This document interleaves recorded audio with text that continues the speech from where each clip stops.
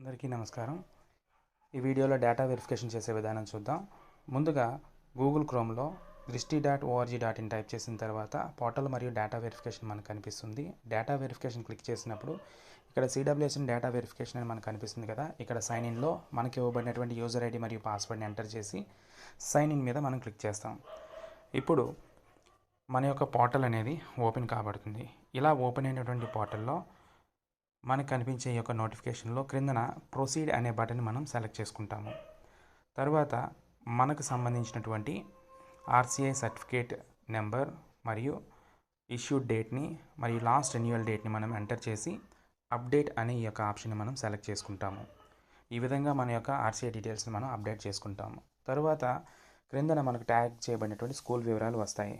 వీటిలో మనం వర్క్ చేస్తున్నటువంటి స్కూల్ని మనం సెలెక్ట్ చేసుకొని క్రిందన మై వర్కింగ్ స్కూల్ని సెలెక్ట్ చేసి దాని మీద క్లిక్ చేసినప్పుడు మన పాఠశాలలో ఉన్నటువంటి యూడేస్ ప్రకారము ఎవరినైతే మనం CWSNగా చూపించామో వారి యొక్క వివరాలు క్రింద మనకి కనిపిస్తాయి.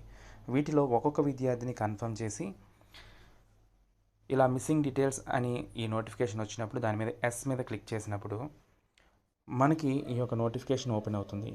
ఇక్కడ మనకు కనిపిస్తున్నటువంటి ప్రతి కాలంని మనం కేర్ఫుల్గా అబ్జర్వ్ చేసి దాన్ని క్రాస్ చెక్ చేసుకున్న తర్వాత యాడ్ చేంజెస్ని మనం క్లిక్ చేయాలి.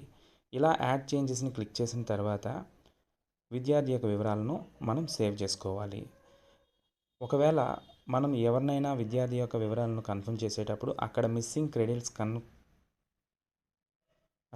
డీటెయిల్స్ కనిపించకపోయినా దాన్ని సెలెక్ట్ చేసుకున్నప్పుడు ఎడిట్ డీటెయిల్స్ అని మనకు కనిపిస్తుంది.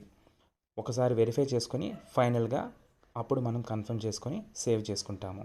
ఈ విధంగా విద్యార్థికి సంబంధించిన ప్రతి ఒక్క డీటెయిల్స్ని మనం అబ్జర్వ్ చేసి కన్ఫర్మ్ చేసిన తర్వాత మాత్రమే మనకి డేటా వ్యాలిడేషన్ పూర్తయి మన పోర్టల్లో ప్రతి విద్యార్థి యొక్క వివరాలు మనకు కనిపిస్తాయి.